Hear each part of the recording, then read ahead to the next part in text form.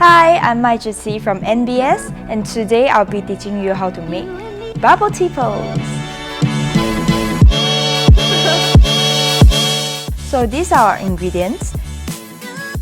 Let's get started. I'll be adding maybe just a drip or two of this black food coloring into the water.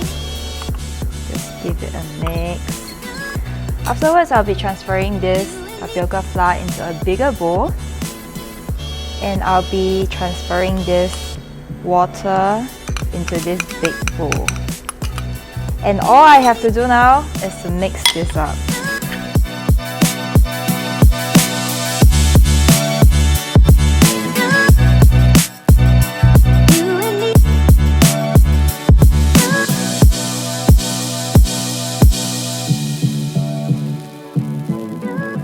So now that we are finally done with our balls, we are going to put it into boiling water. Next, I'll be stirring this for 10 minutes.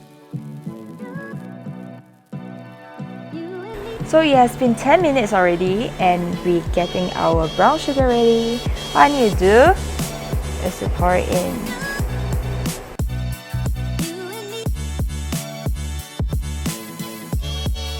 Now that our pearls are finally done, we're just going to pour it into a cup.